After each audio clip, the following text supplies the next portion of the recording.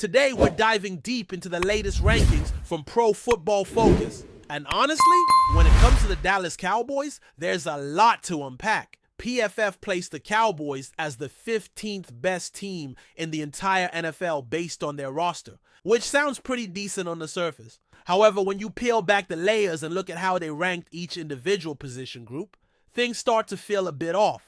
For example, the Cowboys quarterback Dak Prescott is sitting down at 17th among all NFL quarterbacks, which raises eyebrows considering his impact and experience. The running back group comes in dead last at 32nd, which might make some sense given the recent performance struggles, but it's still tough to swallow. The wide receivers and tight ends collectively landed at 15th, and the offensive line was placed 23rd overall.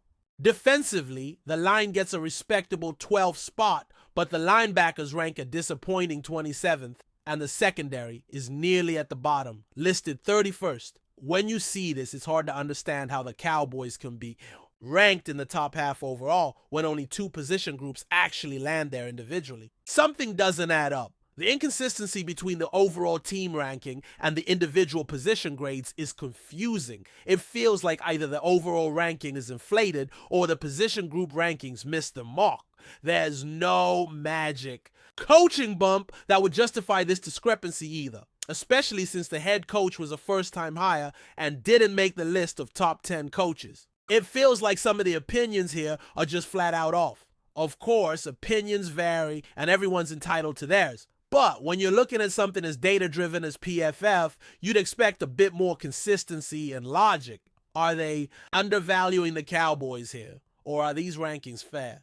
That's a question worth discussing. Starting with the quarterback position, the top 8 quarterbacks on the list make sense to most, though there's room to debate exact placements. Personally, I don't see Dak Prescott in the top 5 quarterbacks, but placing him at 17th is just too low. It's baffling that quarterbacks like Jared Goff, Geno Smith, Brock Purdy, Jordan Love, Baker Mayfield, and even Kyler Murray and Trevor Lawrence are all ranked ahead of him. If you look at the reasoning, PFF says Dak is a quarterback who thrives against weaker teams but struggles when facing tougher competition. They gave him a grade of 90 in 2023. Which was only behind Lamar Jackson, Josh Allen, and Patrick Mahomes before his late season slump. If certain plays had gone differently, Dak might have been in MVP talks that year. Then last season, injuries derailed his momentum early on, and the team stumbled. According to PFF, for Dak to get back into that top 10 conversation, he needs to recapture that form and prove he can perform against the league's best. That's fair. But here's the problem. The main criticism is about his performance in big games and playoffs, yet the quarterbacks ranked ahead of him haven't had much better postseason success. So why is he behind them? It feels like a double standard. We criticize Dak for not winning enough playoff games, but we rank other quarterbacks who have less postseason success above him. It's not consistent or fair. To make it clearer, if Dak had ever bailed in a game like Kyler Murray did, fans and analysts would never let it go. It's not the criticism itself that's the problem. That's a valid argument to an extent, but the inconsistency in applying it is frustrating. The idea that Dak is somehow worse in big games than quarterbacks ranked above him just doesn't hold up under scrutiny. It feels like cherry-picking the narrative to fit a certain bias. So, if you were to rank Dak Prescott yourself, is 17th too low? It certainly seems so. If you want to factor in injuries, that's understandable, but even then, a top 15 ranking seems more reasonable. Moving on to the running backs, PFF ranked the Cowboys group as the worst in the NFL, which might be closer to reality given the struggles of Javonte Williams and others in recent seasons. Javonte hasn't exactly dominated since leaving Denver, and Chris Miles in Carolina didn't impress much either. Other backs like Jaden Blue and Deuce Vaughn are younger and less proven, so the low ranking here feels fair. This group probably has the least impact on the overall team ranking, but it's clear that the running back room is a weakness for Dallas. The pass catching group is where I get even more puzzled. PFF has the Cowboys at 15th among receiving units, which seems low when you consider the talent. Teams like the Eagles, Buccaneers, Bengals, Lions, Niners, Vikings, Dolphins, and Rams rightfully occupy the top spots, but placing Dallas behind the Bears, Texans, Falcons, Ravens, and Commanders feels off. CeeDee Lamb is widely regarded as one of the best wide receivers in the league, and you can't argue many of those teams have better number one receivers than him. The same goes for George Pickens as a number 2. It's hard to argue that the receivers for those teams are consistently better. Tight ends like Travis Kelce and Mark Andrews do stand out more, but Jalen Waddle being more productive than many number 3 receivers also complicates the picture. The problem seems to be that PFF might be double counting running backs in this category, which artificially lowers the grade for the wide receivers and tight ends. If they already rated the running back room separately, it would make more sense to evaluate just wide receivers and tight ends together for a clearer picture. This feels like an unfair ding against the Cowboys pass catching group. Looking at individual rankings from PFF, CeeDee Lamb was the 6th best receiver, which aligns with his reputation. Jake Ferguson, the tight end, ranked 17th, which makes more sense considering his struggles last season. George Pickens didn't even crack the top 32, which is odd. And some of the placements, like Justin Jefferson and Jamar Chase being ranked below A.J. Brown, just don't line up with the impact those players have had. There's definitely room to debate some of these placements, but the takeaway is that the pass catchers in Dallas should be rated higher than they were. Now, about the offensive line, PFF ranked them 23rd overall. This unit has a lot of variables and could move up or down depending on how things shake out this season. There were no tackles ranked in the top 32, which is concerning. Tyler Smith was 6th among guards, which is a bright spot, and center Cooper Beebe came in 16th, which some might argue should be higher considering his strong finish last season. The rookie Tyler Gayton struggles with a grade below 50 certainly dragged the group down. If Gayton doesn't improve, the line could be a real liability. The youth movement on the line means the unit could be inconsistent, and that uncertainty might justify a ranking on the lower end. Still, many feel the line should be closer to league average, with upside to improve. It's far from an elite group right now, but there's potential. Defensively, the line ranked 12th overall, which seems about right given their pass rushing firepower. Micah Parsons was ranked the 2nd best edge defender by PFF,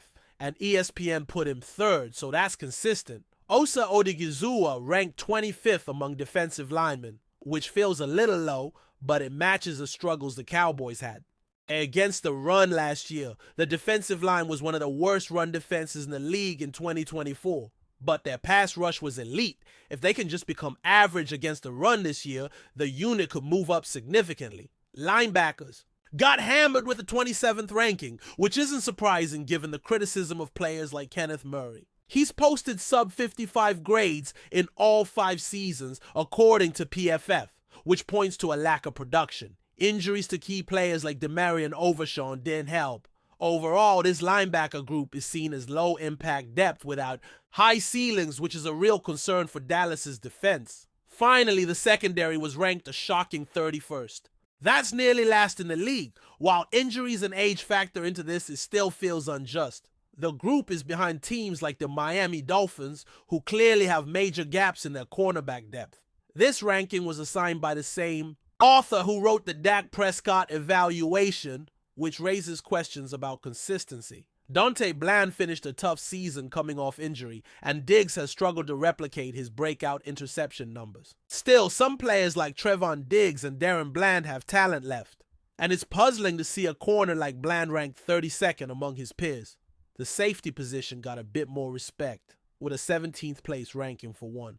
Safety, but overall, the defensive backfield grade seems to miss the mark on individual talent. But before we continue, don't forget to subscribe to our channel and give this video a like. Your support helps us keep bringing you the latest updates on the Dallas Cowboys. Feel free to share your thoughts on the news in the comments as well.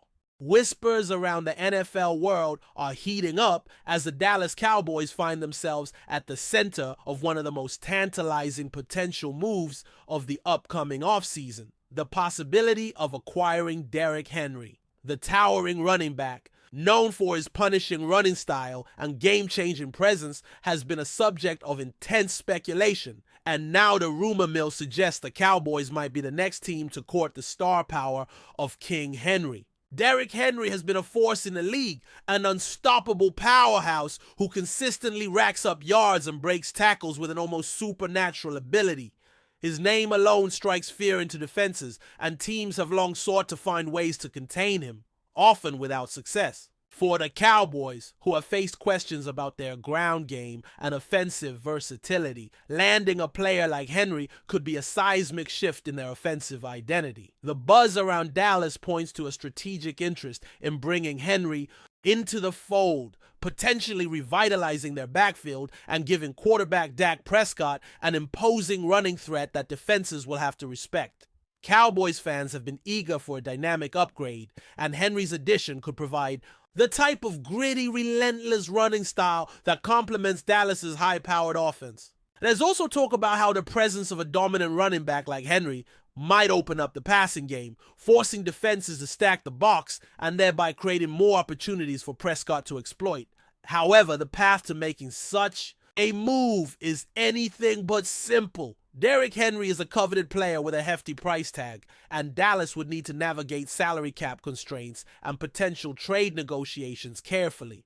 There's speculation that the Cowboys could be considering a blockbuster trade or a savvy free agent signing to make room for Henry's sizable contract, but no definitive moves have been reported yet. Insiders note that Henry's style, bruising, powerful, and relentless, fits well with the Cowboys' blue-collar identity and could galvanize the team's physicality on offense. Moreover, with the Cowboys eager to push past recent playoff disappointments, acquiring a proven game-changer might be just what the franchise needs to reclaim its place among the NFL's elite. While nothing is confirmed, and teams across the league are surely lining up to explore options with Henry, the Cowboys seem to be quietly positioning themselves as a serious contender in the chase.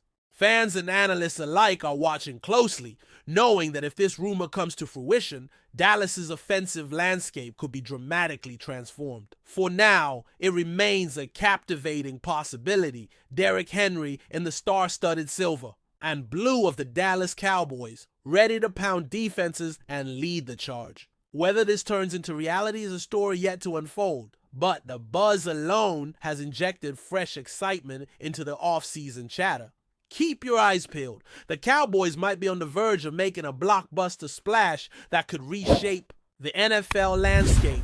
That's it for this update. If you enjoyed the video and want to keep receiving exclusive news about the Dallas Cowboys, please subscribe to our channel and give this video a like. We always look forward to your comments and opinions. See you in the next video.